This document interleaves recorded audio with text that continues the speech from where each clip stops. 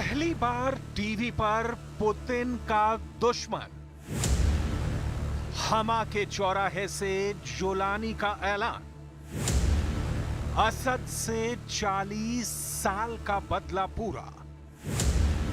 दमिश्क के दमन की तैयारी। पुतिन को सीरिया में लगा 440 वोल्ट का करंट। सीरिया युद्ध के बीच आए इस वीडियो को देखकर रूस वाले पुतिन की टेंशन टाइट हो गई है। जुलानी ना सिर्फ कैमरे पर आया बल्कि ईरान और पुतिन को साफ साफ ललकारते हुए कहा कि 40 साल का बदला मैं लूंगा, रोक सको तो रोक लो। जुलानी के विद्रोहियों ने बशर अल असद के एक और सबसे बड़े किले को फतह कर लिया है। एक हफ्ते से चल रही लड़ाई में अलेप्पो के बाद बशर अल असद की यह दूसरी सबसे बड़ी हार है। जब एचटीएस के लड़ाके सीरिया के हमा शहर में घुसे तो बशर अल असद के सैनिक वहां से भाग खड़े हुए। बिना किसी मुकाबले के असद की सेना ने हथियार डाल दिए। हमा सीरिया के लिए बेहद ही अहम है क्योंकि सीरिया की राजधानी दमिश्क का रास्ता यहीं से होकर जाता है। एचटीएस की ये फतह पुतिन और खामेनेई के लिए खतरे का बड़ा अलार्म है। बिस्मिल्लाहिर्रहमानिर्रहीम। उबश्शिरुकुम इख्वानी अन इख्वानकुम मुजाहिदून अल-थुवार क़द बदअू बिद्दुखूल इला मदीनति हमा لتطهير ذاك الجرح الذي استمر في سوريا لمدة 40 عاما. أسأل الله عز وجل أن يكون فتحا لا ثأر فيه بل فتحا كله رحمة ومودة والحمد لله رب العالمين. अब तक पुतिन समझ रहे थे कि दुश्मन कमजोर है, लेकिन रूस वाले पुतिन भी अब ये समझ चुके हैं कि दुश्मन पिछली बार से बहुत ज्यादा ताकतवर और हाईटेक हो चुका है। दुश्मन पर गोली से काबू करना नामुमकिन है, इसलिए रूस को गोलों की जरूरत पड़ेगी, मिसाइल की जरूरत पड़ेगी, फाइटर प्लेन की जरूरत होगी, तब कहीं जाकर जुलानी को काबू किया जा सकेगा।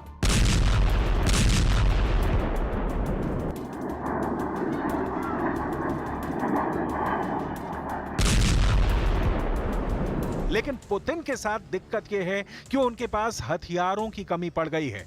पुतिन के सभी हथियार इस वक्त यूक्रेन फ्रंट पर बिजी हैं और सीरिया में एचटीएस हर गुजरते दिन के साथ बशर अल असद की सरकार पर भारी साबित होता जा रहा है।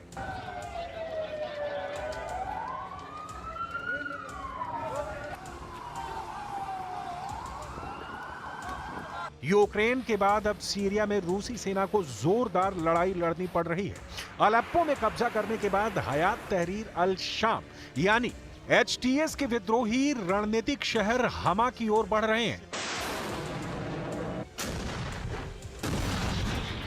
एचटीएस विद्रोहियों के निशाने पर टार्टस है, जहां पर रूस की सेना ने अपना नौसैनिक अड्डा बना रखा है। इस बड़े खतरे को देखते हुए अब रूसी सेना ने सीरिया के अंदर ही इस नौसैनिक बेस से मिसाइलों की बौछार शुरू कर दी है। वहीं सीरिया की सेना भी विद्रोहियों को पीछे धकेलने के लिए जवाबी हमले कर रही है। तुर्की समर्थित विद्रोही कभी भी खमेइमिम एयरबेस पर कब्जा कर सकते हैं। इस एयरबेस को साल 2015 में सीरिया के राष्ट्रपति बशर अल असद ने रूस को सौंप दिया था। रूस के टार्टस नेवल बेस की ओर बढ़े विद्रोही। हमा से ही तटीय शहरों टार्टस और लटाकिया जाने का रास्ता भी गुजरता है। हमा में रूसी सेना का टार्टस नौसैनिक बेस मौजूद है। रूस ने 1971 से सीरिया में मौजूद टार्टस नौसैनिक अड्डे का संचालन किया। रूस अभी भी सीरिया में खमीमिम एयरबेस का संचालन करता है। एक्सपर्ट्स के मुताबिक सीरिया भूमध्य सागर में मॉस्को का एकमात्र सैन्य आधार है। पूरे भूमध्य सागर और उत्तरी अफ्रीका में रूस की ताकत के लिए टार्टस नौसेना बेस बेहद अहम है। रूस टार्टस बेस का इस्तेमाल सीरिया के उत्तर पूर्व में अमेरिकियों को संतुलित करने और यूरोप के साथ ही चीन के खिलाफ अपनी शक्ति को प्रदर्शित करने के लिए करता रहा है। रूसी नौसेना के इस बेस पर जब से खतरा मंडराया है, रूस एक्शन में आ गया है। रूस ने अपने 5 युद्धपोतों और 1 किलो क्लास की सबमरीन को यहां से निकाल लिया है क्योंकि रूस का अब ये पावर सेंटर खतरे में पड़ गया है। एचटीएस के अलावा इस लड़ाई में उसे तुर्की के समर्थन वाले सीरियाई मिलिशिया सीरियन नेशनल आर्मी का भी साथ मिला हुआ है। इस बीच हजारों की तादाद में आम नागरिक इस लड़ाई की वजह से विस्थापित हो चुके हैं। कड़कड़ाती ठंड में लोग सड़क के किनारे और टेंटों में जिंदगी बिताने के लिए मजबूर हैं। در رودنن یعنی نه بطانی هنه نه تشت هنه نه یعنی ما زحمتی ما في شفي درباس كر دنيا صار وتشتنا بطاني بدست ما نكتن ام حمو بافي منها ديا منها براي منها مروفي منن يعني حمو كاس يعني اللي سر رسيفه راد كفن يعني ما زحمتيكا قالك يعني ما كندي سر ما بو ايشف ما زاروك خاص سر ما دا ما هم سر زاروك دا گريان زاروك سر ما دا گريان يعني تش دست مدار نکت ما زاروك را بقد ماندا सीरिया पहुंचे संयुक्त राष्ट्र के विशेष राजदूत डेविड कार्डन ने दावा किया कि सीरिया युद्ध की वजह से अब तक करीब 1,15,000 लोग विस्थापित हो चुके हैं। युद्ध के वक्त अस्पतालों की जिम्मेदारी और भी बढ़ जाती है, लेकिन दुख और हैरत की बात यह है कि हमले में अस्पतालों की सेवाएं भी बुरी तरह से प्रभावित हुई हैं। The impact of this escalation is on the people of northwest Syria. We've heard that 115,000 people have been displaced during the last week. And the reason why they've been displaced during the last week is that hospitals have been hit and schools have been hit. I mean, in Idlib city alone, there was a significant escalation in airstrikes and in shelling on the first 2 days of December. Tension में सिर्फ रूस ही नहीं है, बल्कि Iran और तुर्की के बीच भी ठन गई है। भिड़ गए तुर्की ईरान।